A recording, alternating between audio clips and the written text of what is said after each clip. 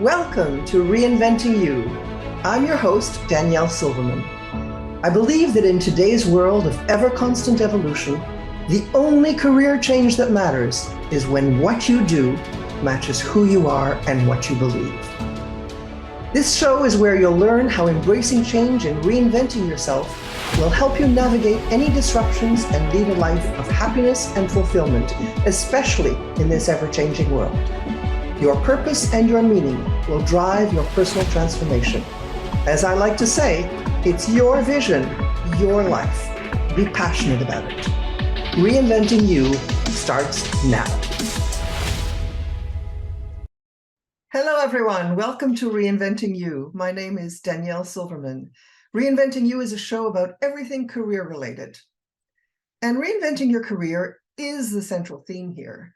But it would be impossible to talk about reinvention without talking about change. And yet, change is a dirty word for so many people. So today, I thought I'd dispel any fears you have about change and talk about courage. Courage in a way that will help you hopefully embrace change and even make it your friend. I know that sounds like a tall order, but we'll see. First off, I'd like to make it clear that there really is not much difference between being fearful and being courageous. The only difference is that the fearful person listens to her fears and follows them. But the courageous person goes into the unknown in spite of all the fears. In fact, courage does not mean fearlessness. The courageous person knows the fears. The fears are there. They're ever present. But she chooses to set them aside. So how do we break this down? Well, I'm going to take you on a little bit of a journey today in ways that are a little bit different than what you're used to. Because it turns out that everything we know about change, we learned in the first 2 months of life. When we think about change, it often brings up strong emotions. So really, the best thing is to talk about these emotions, to find out where they come from. Think about what's the biggest thing that holds you back when speaking about change, about personal reinvention, about your career reinvention, about changing jobs, about looking for a job. You might be asking yourself, okay, which path do I choose? Or maybe you're so overwhelmed that you're sitting in inertia, not doing anything. Or maybe there are too many shiny objects out there and you don't know which one to choose, or you choose all of them in serial order. Or maybe you're suffering from imposter syndrome. So many people I talk to say the same thing. I have imposter syndrome. I'm afraid I won't be good enough for this job, or I won't be able to do that. We don't change because we're afraid. But it's not intellectual. No amount of technology or of business knowledge is going to solve the problem of fear, because that's an emotion. It's the psychological, emotional aspect that has to be addressed first, because it's not a matter of will. It's not a matter of just soldiering through or being strong. It is fundamentally a question of biology. So we need to understand that biology. We need to respect that biology if we're going to be successful. Whether we're talking about the way we eat and sleep and exercise, or about the way a company brings products to market. Everything we do brings with it some form of change, and that change brings fear. So as I said earlier, everything we learned about change, we learned in the first 2 months of our life. Because that's when patterns started to emerge in our brain, in the brain stem, the very back of the brain. So it is biology, it's neurology. And what happened is that these neurons, these memories, these things that happened in the first 2 months of our life got rooted in the brainstem. And that part of the brain doesn't know any sense of time. It's not conscious of any sense of time. So whenever you're triggered by something, anything that may have happened, that pain that got stored in that part of the brain in very, very early childhood is happening over and over and over again. So let me explain. If we look at a newborn infant, and let's say this is a healthy environment, right? Something that happens many, many times during the day. I'm going to show you a picture. Hopefully you'll be able to see it. And if you cannot, well, I will explain it. So here, make sure I'm in front of the camera. So what happens, this is a normal experience, a healthy experience. A child of about up to 2 months, sometimes 3 months, but usually within the first 2 months of life. And this is an experience that happens, let's say it is an experience that happens 80% of the time, okay? These blue squiggly lines that you see here, this is discomfort. So let's say that my diaper is dirty and it needs to be changed, or I'm hungry, or I'm cold, or I don't know, I have pain somewhere. Well, I'm going to cry, and I'm going to fidget, and I'm going to feel that discomfort until the moment somebody comes and gives me some comfort, which is this little green box here. Okay. And as soon as I get fed, or as soon as my diaper gets changed, I calm down. And then what happens after that? Most people say, oh, then the baby falls asleep. Well,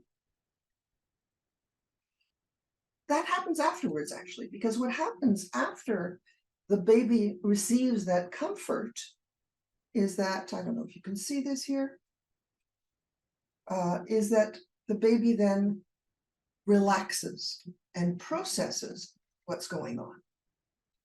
And that final stage is an extremely important stage, because we need that time, that relaxation and the processing to understand what's going on around us. Now, obviously, in an infant that age, it's not happening at a conscious level, but it is happening. It's what scientists call rest and digest. I call it here relax and process. Rest and digest. So there's a period of discomfort followed by someone comforting the child, either by changing the diaper, giving it food, holding it. And then the comfort is followed by a period of relaxation and processing, where you're digesting not only the food, but you're digesting emotionally, you're digesting, as an adult, you're digesting intellectually, and so on and so forth. So this is the healthy stage, right? A period of disruption, followed by comfort, and then followed by a period of rest and processing. Now, when you're in this, when you're going through this normal cycle, you learn in those first 2 months of life that being in discomfort is not a bad thing, because you know that that discomfort will end. You know that that discomfort will be followed by a period of comfort and a period when you can rest and relax and digest what's gone on. So this healthy cycle of discomfort, comfort, and rest and digest, if infants get it in 80% of the time, during their infancy, they will be very comfortable with change because they're used to the fact that disruption will be followed by a period of calm, by some sort of satisfaction that will happen. But that's not the case for many, many people. Think of a newborn who is born with some health issues, or born prematurely, or the mother is sick and the child has to be taken away for some reason immediately after birth. So this child might not have felt its mother's touch for quite some time, or it didn't have the luxury of having someone take care of it on time. Or, it might have been fed, yes, had diapers changed, yes, but on the doctor's schedule or on the nurse's schedule. I remember there was a time, I don't know which decade it was, but and it might be dating me, but there was a time, there was a theory that children had to be fed at a specific time, not when the child cried, but only on a schedule. And that probably is something that disrupted many kids, because they weren't taken care of immediately. So imagine, this is what the scenario would look like. So the period of disruption here, the period of discomfort, is going to last a very, very, very, very, very, very, very, very long time before anybody comes to comfort the child. So the child could be crying, it could have a wet diaper, it could be uncomfortable. It doesn't matter what the issue is. The child is uncomfortable for a very, very, very, very, very long time. And when the comfort comes, it's such a surprise that the child goes, oh, okay, and it doesn't really have time to rest and digest, because it's wondering, okay, well, I don't know when the next one is coming. It could be in 2 hours, it could be in 4 hours, it could be in half an hour, I don't know. So I'm constantly fidgeting because I don't know when I'm going to get that relief. This is a situation that is called learned helplessness. And it's not pleasant at all. And actually, you grow up totally fearing change.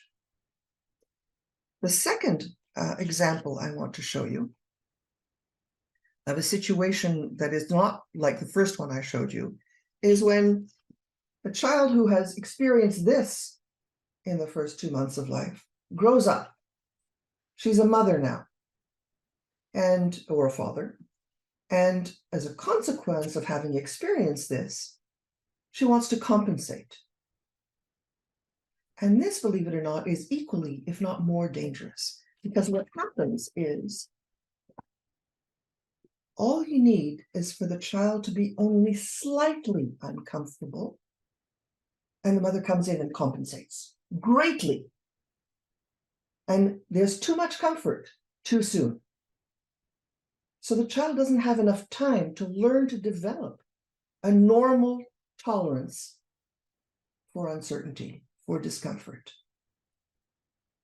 And when that discomfort is truncated, you can't really feel the joy of comfort. So your ability to experience that comfort, that love, that joy, this is directly proportional to the level of uncertainty that you can tolerate. So as an adult, very often, this leads to addiction, because you're constantly looking for that high, constantly looking, right? The third thing that could happen, a different kind of process, is now you're an adult again, and you're going through a normal period of uncertainty. And as you're going through the normal period of uncertainty, when it's finished, I think of you're speaking in public, okay, which could be very nerve-wracking for some people.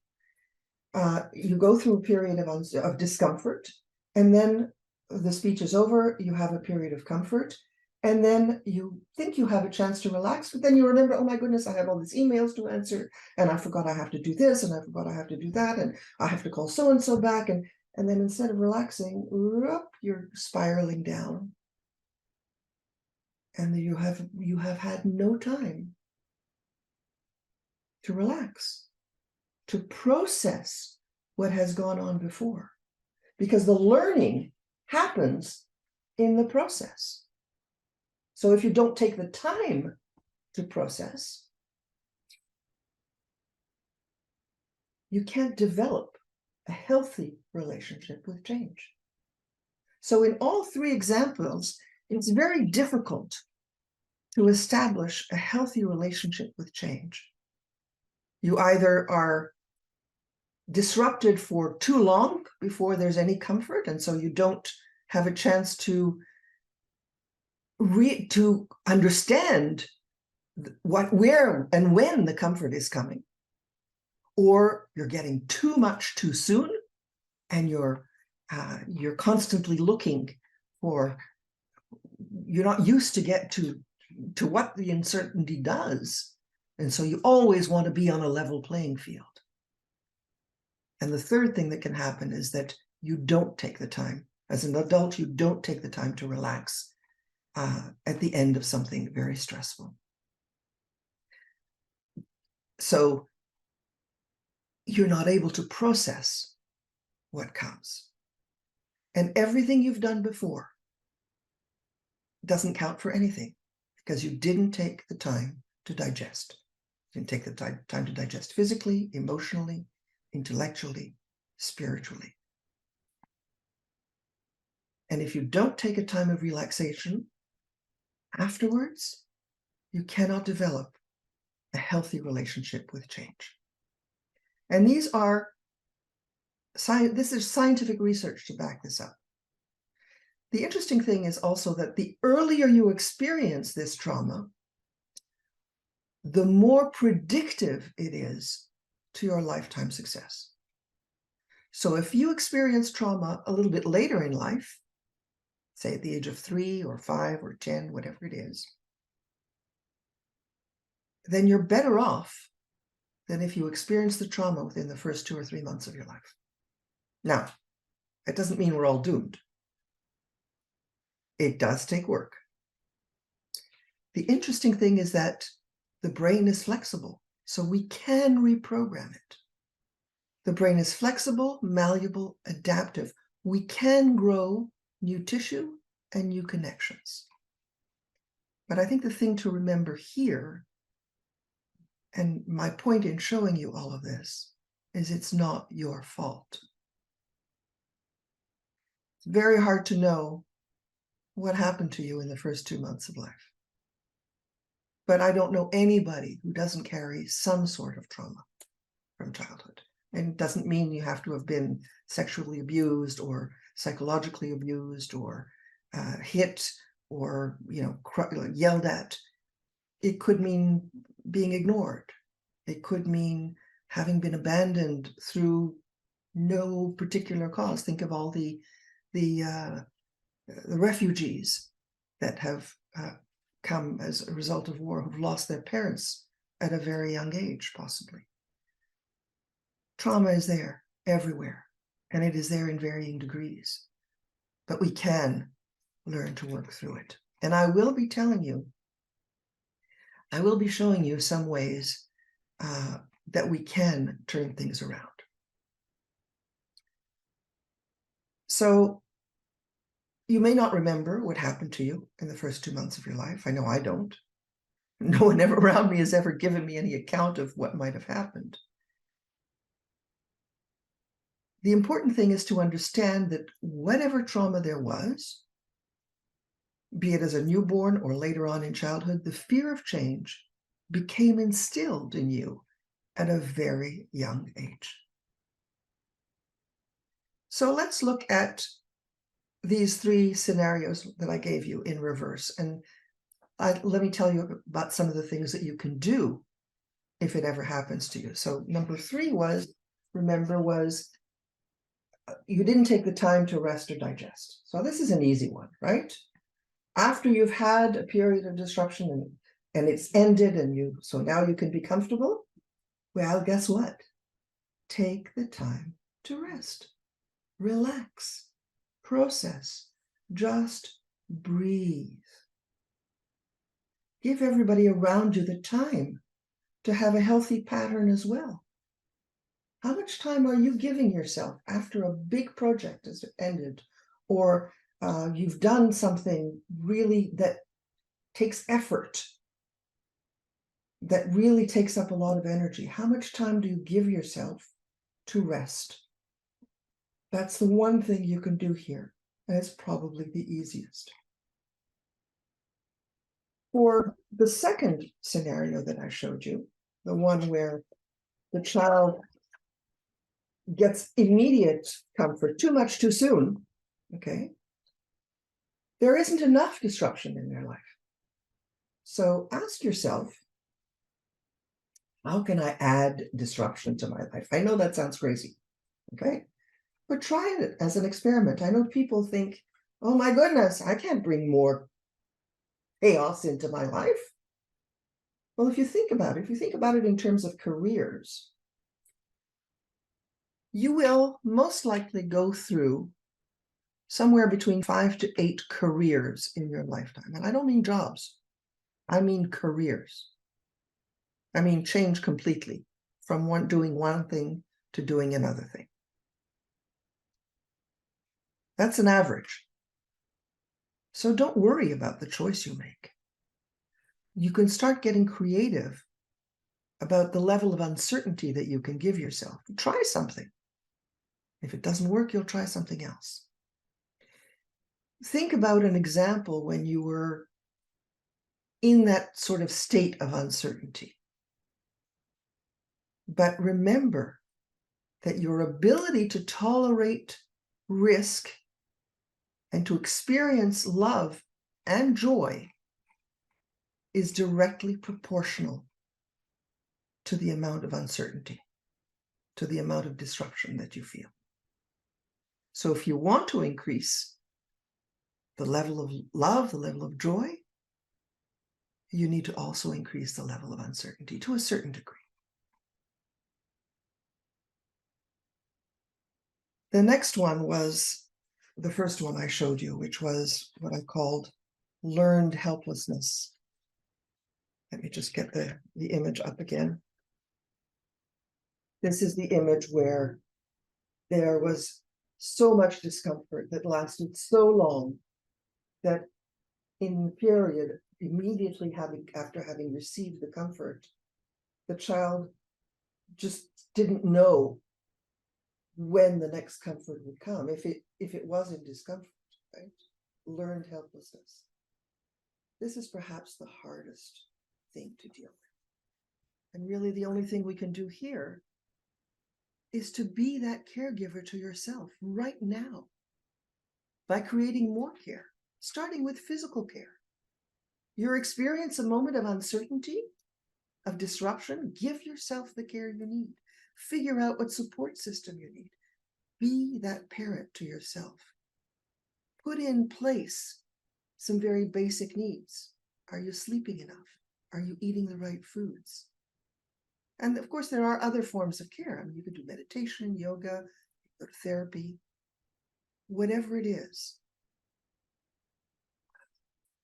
You can do it for yourself. And it's also always better to do it with a support system. I learned, it's actually a very difficult lesson to learn. I have to be honest with you. It's hard to be that caregiver to yourself.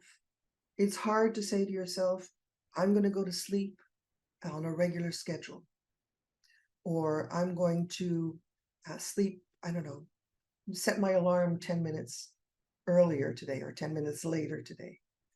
I'm going to stop eating that bag of chips every day. It's hard because when you're doing it, it's actually bringing more of that stress. It's more of the disruption. So we're adding to the disruption and we don't know when it's going to stop. As I said, meditation, yoga, therapy help a lot. So regardless of which situation you identify with, if you do identify with any of them, there's still no question that the majority of people learn to fear change. And that change we can overcome. When we come back, I'll tell you more about what we can do to dispel those fears.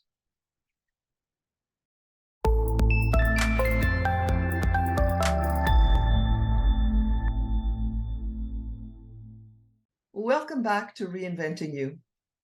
Today we're talking about the fear of change, what it means, how it happens, and what we can do to overcome it. I saw a quote recently from Stephen Pressfield, who's an author. He said, most of us have two lives, the life we live and the unlived life within us. Between the two stands resistance. I love this quote. I love it for two reasons. The first is that acknowledging that we have an unlived life within us. Yes, I do. And understanding that between the two, there is resistance. So the life is unlived because I have fear. I'm afraid of changing. I'm afraid of disruption. I'm afraid of conflict. I'm just afraid. It's just plain fear. And in fact, there really are only two emotions in love. Two emotions in life. I gave away the tagline. The two emotions are fear, and you guessed it, love. Every other emotion is a subset of one or the other. So what are some of we'll get to love. We'll get to love soon, but what are some of the other ways one can deal with fears? So one other way is an exercise we call fear to action. So as I stated earlier, many times, the issue with change is that we've grown to fear it. And we fear it because we believe we're moving towards something that's unknown or so unfamiliar that we won't be able to cope with it. Our adult brains are designed to find peace in knowing. And when we don't know what will happen, we tend to make up scenarios in our head. We tell ourselves stories and we imagine all the frightful things that go wrong. So we create worry, we create anxiety, depression, fatigue, stress, and even sometimes pain. There are many different life experiences that we would rather not change, even when making the change is a better decision.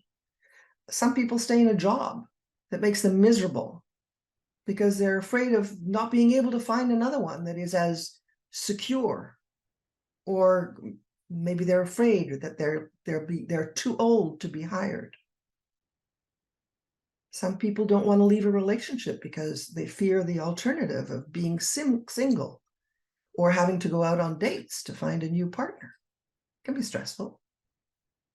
And sometimes we turn to rational solutions, or we hide behind numbing practices, mind-numbing practices, trying to put the two words together, mind-numbing practices, rather than look at the emotions that come up. That's when we turn to food, alcohol, drugs, television.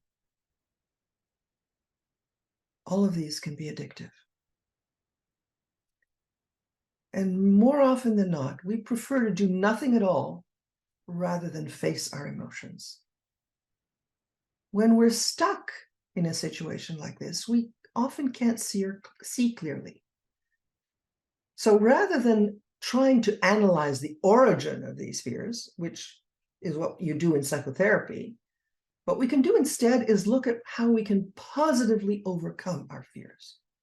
So imagine walking through the forest and you come upon a bear. What do?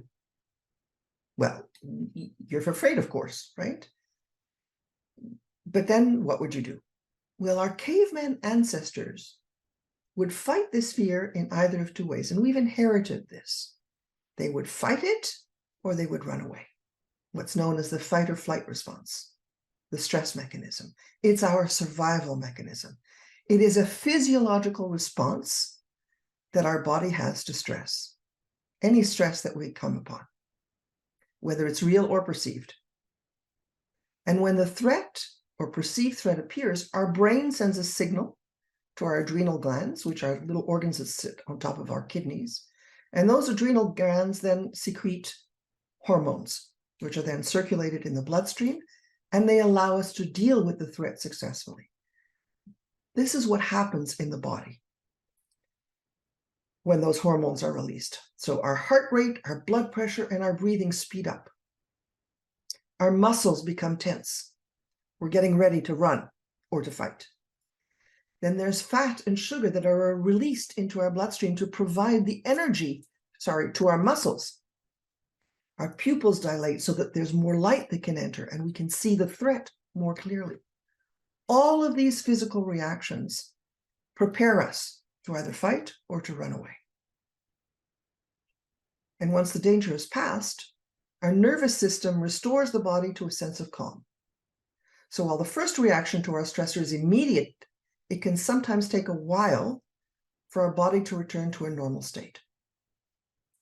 And there's a neuroanatomist, Dr. Jill Bolte-Taylor, who describes what she calls the 90-second rule as the ability we have to regulate this neurobiological process. And she says when a person has a reaction to something in their environment, there's a 90-second chemical process that happens.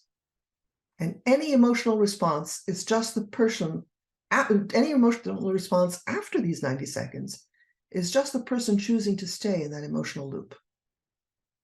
So one way you can react is to just wait 90 seconds before doing anything else.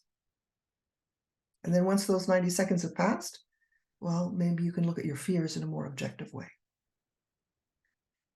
But there is one exercise that I like above all else, and that is to honor your fears. What do I mean by that? I mean becoming aware of any emotions and honoring them. Writing down all of your fears on one big list. This will allow you to become aware of what you're feeling. So if you're unable to fully vocalize the nature of your fear, think about the potential impact or the risk that you're afraid of and write that down as well. I'm afraid of quitting my job because I won't be able to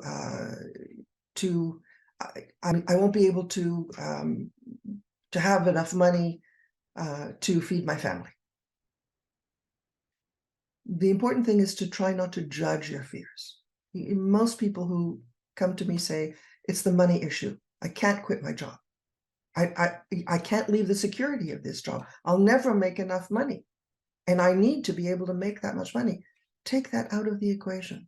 Don't judge your fears. Just write them down. And if the word fear doesn't resonate with you, try calling it a risk or a challenge or a threat. You might notice that you have very few fears, but that you call them different names, which creates the illusion that there are more things to be afraid of. The next step is to work with those fears, working with the emotions. So if you've written down all of your fears, I would recommend numbering them. Create a table. This is my fear, right? And this is what would happen if my fear gets realized. Number the fear, 1, 2, 3, 4, 5, etc. On another sheet of paper, a friend and colleague of mine calls this a bucket list. Not, what do you want to do on this earth, but the 3 buckets exercise. And the three buckets are, number one, what can you directly control? Number two, what can you influence or partially control? And number three, what is completely outside of your control? And then you take each one of those fears that you listed and you put them into one of those three buckets. What can I directly control? What can I influence or partially control? What is outside of my control? War is outside of my control. The pandemic is outside of my control. How I deal with it, however, is another issue. And now that you've done that, commit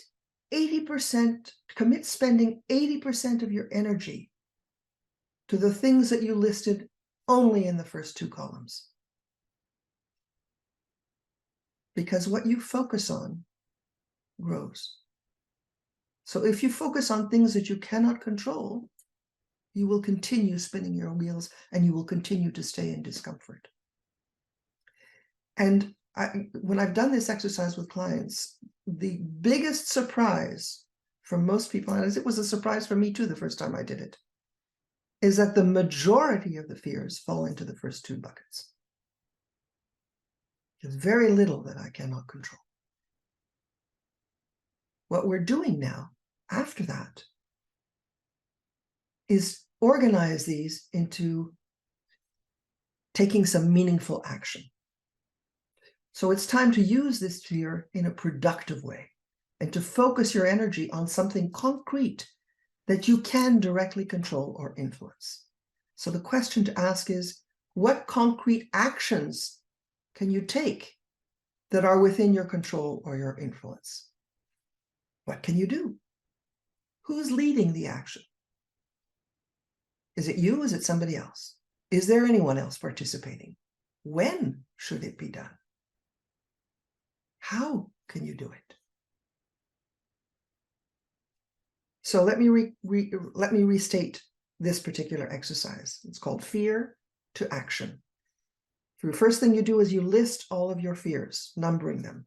I'm afraid of this because if this happens, if this fear gets realized, this is what will happen. This is my belief. Doesn't mean it's true, but it is my belief. It's my fear. The next thing you do is take each one of the fears and put them in one of three buckets.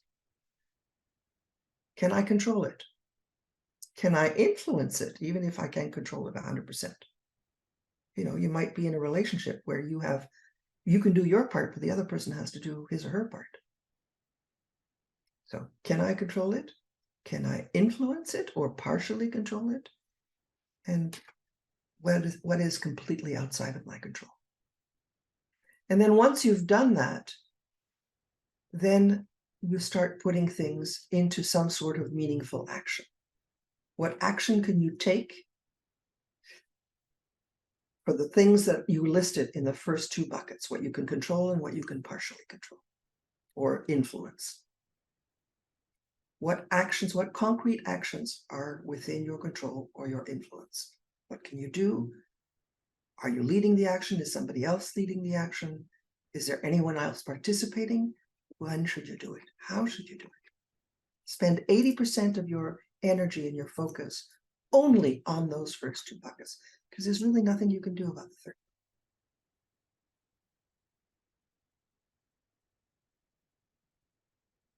There's another twist on the issue of change. I'm sure many of you have heard of, if you haven't read James Clear's book, Atomic Habits. He says we often make decisions in the present based on the return that we receive. And we most often will choose a return that provides us with instant gratification as opposed to delayed gratification. For example, if I plan to lose weight, I'm thinking of the long-term benefits of the plan, but the reality is that when I'm faced with a choice, I'm hungry or I've experienced a really difficult day or emotion, or I've just had a fight with somebody, those long-term plans fly out the window, right? They fly out the window. in favor of something that's going to bring me instant pleasure instead, that bag of chips or that cookie. What is immediately rewarded is repeated. What is immediately punished is avoided. So the idea is to first take only small steps, baby steps. There's a coach of mine once called them Rice Krispie steps, even smaller than a baby step. And you know, even in job search, I interviewed a client on this podcast. He said that very wisely, he said he learned that taking small steps was the way to go. You're not going to change everything overnight. And it's okay to fall back and then come back and try again. But in order for you to be successful, the actions need to be attractive. They need to be easy. They need to be satisfying. There has to be some joy in them. And they have to be obvious. The most difficult thing is that in changing a system, that means we're changing ourselves. It means how we look at things, how we react, how we process, even how we behave. And as I said, this doesn't happen overnight, but it is possible.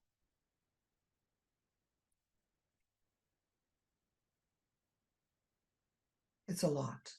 I know it's a lot to process. Small steps. I want to leave you with the opposite of fear. So I said earlier that there are only two emotions, fear and love. And so I firmly believe that another way to combat fear is to focus on its opposite, love. And you can do that by practicing something we call loving kindness. And there are many ways to do this.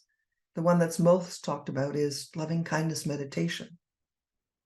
And today, loving kindness is traditionally understood to be a Buddhist concept, and it implies acting with compassion towards all sentient beings, with an awareness and an appreciation of the natural world. The giving of loving kindness is an integral part of Buddhist medicine, and it has the potential to enhance modern primary health care. But it must be given with selflessness, with compassion, and with sympathetic joy. There's that word again, joy. You can find a lot of meditations on loving kindness on the internet, on YouTube, most likely a variety of apps as well. Love at its deepest and highest level means not only feelings of empathy and compassion, but also a sort of mystic feeling of oneness, a cosmic oneness. I found a passage somewhere that love is an essential element of the development of knowledge. So think about that. Learning, the gaining of knowledge, is best received through love. And love and knowledge also increase the awareness of universal responsibility. Studies have shown that loving kindness meditation can increase social connectedness as well. So during this time of pandemic, when everybody has felt, I know we're coming out of it sort of, but everybody has felt disconnected. If we had brought more loving kindness to ourselves, we might have felt more connected with other people.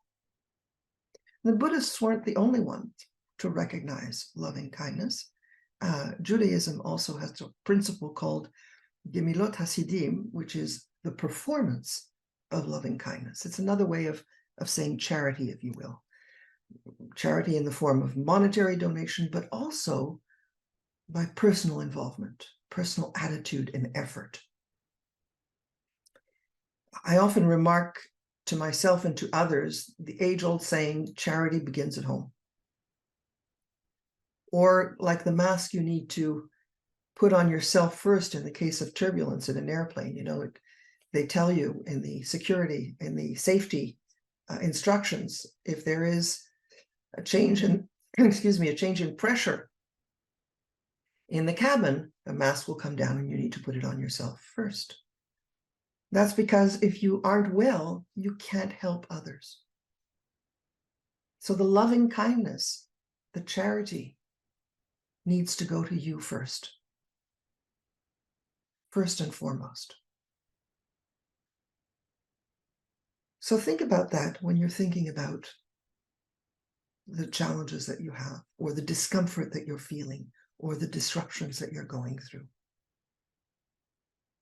After that period of disruption ends and you're in the comfort zone, don't forget to take that time of rest and relaxation and processing.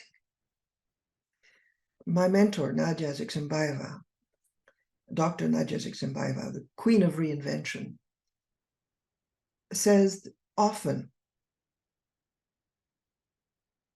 we do not learn by doing. We learn by reflecting on what we've done. So that time in processing is incredibly important.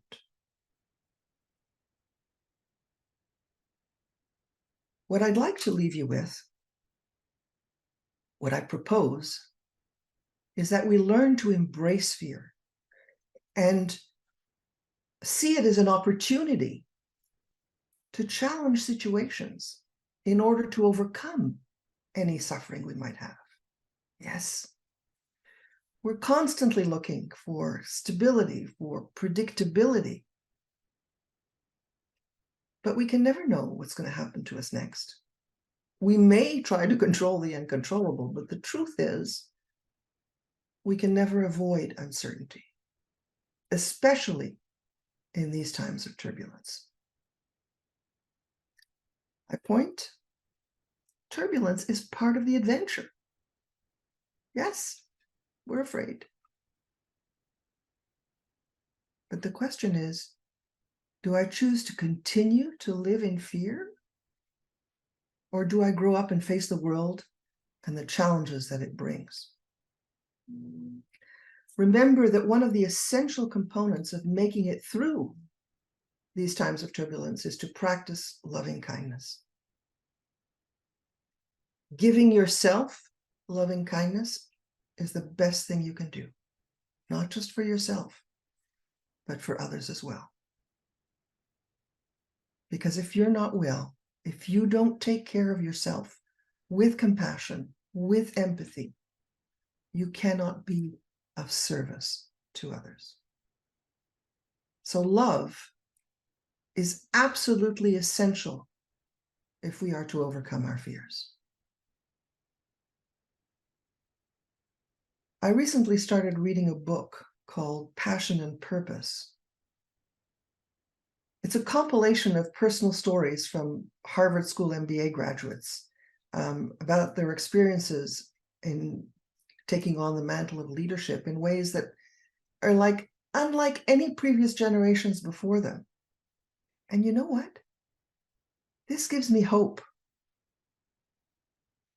Hope that the world is changing for the better, and that there is a younger generation that not only understands what needs to change, but who are working with and within the turbulence and making a personal decision to take steps, however small, however big, to make a difference. To bravely reshape businesses that badly need reshaping. To transform themselves, to transform leadership, and possibly to transform the world. Whatever fears they have are being channeled for good. In the foreword to this book, Harvard professor of management practice, Bill George, quoted Robert F. Kennedy Jr. And I'm going to share this quote with you. I think it's beautiful. Few will have the greatness to bend history itself, but each of us can work to change a small portion of events. It is from numberless, diverse acts of courage and belief that human history is shaped. It's these small steps, a daily meditation, a journal entry, a reflection, an awareness of your fears, and small, tiny action to move beyond the fear, or a simple, small act of loving kindness for others and for yourself, that I call the courage to change. Finally, I don't think we can talk about the courage to change without talking about meaning. Because when we talk about reinventing ourselves or our career, remember this is a show about career reinvention, we are essentially talking about what will bring meaning to our lives. I'm sure many of you have heard of Viktor Frankl, a Jewish psychologist who spent time in Auschwitz, the German concentration camp during the Second World War. Frankl's experience in Auschwitz reinforced one of the key ideas he had, and that was that life is not primarily a quest for power or pleasure, but it's a search for meaning. He saw that there could be meaning in work, in other words, doing something significant. There could be meaning in love, in caring for another person. And there could be meaning in courage during difficult times. Here's a quote from his famous book, Man's Search for Meaning. A must read, by the way. When we can no longer change a situation, we are challenged to change ourselves. Everything can be taken from a human, but one thing, the last of the human freedoms, to choose one's attitude in any given set of circumstances, to choose one's own way. I'll leave you with that thought. If you cannot change a situation, think of changing yourself. Because ultimately, that is the one thing you can control. You've been listening to Danielle Silverman on Reinventing You, where we talk about reinventing your career and bringing more meaning into your work and into your life. Until next time, bye for now. Thank you for listening to Reinventing You with me, your host, Danielle Silverman.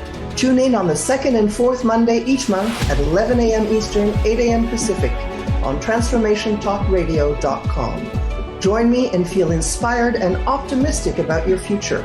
We only get one life, so embrace change and thrive with me.